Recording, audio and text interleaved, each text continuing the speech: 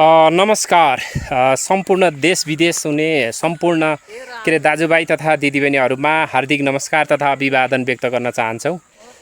नौगढे कृषि तथा पशुपक्षी फर्म र यहाँका किसान दाजुभाइले उत्पादन गरेको लसुन आज हामी बजारीकरण गर्दैछौँ।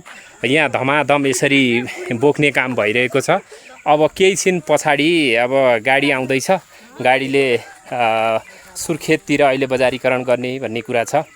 अब धेरै अहिले युवाहरू हामीले उत्पादन गरेको कुरा बजारीकरण हुँदैन भन्ने कुरा अहिले चिन्ता गरिरहनु भएको छ। हेर्नुहोस्, धेरै उत्पादन भोलममा ठुलो उत्पादन गर्ने हो भनेपछि नि यसरी बजारीकरण गर्न पनि सकिँदो रहेछ। हेर्नु होला, यसरी धमाधम यहाँ किसानहरूले बोकिरहनु भएको छ र नौगढे कृषि तथा पशुपक्षी फर्म यहाँका किसानहरूले उदार्ने काम गर्नुभएको छ। अब तपाईहरूलाई देश विदेश जहाँ पनि हुनुहुन्छ, हामीले यो देशमा कृषि क्रान्ति गरेर कृषिमा आत्मनिर्भर गराउने हाम्रो हेतु हो। यो हेतुका साथ हामीले यसरी गरिरहेका छौँ। हेर्नु होला है।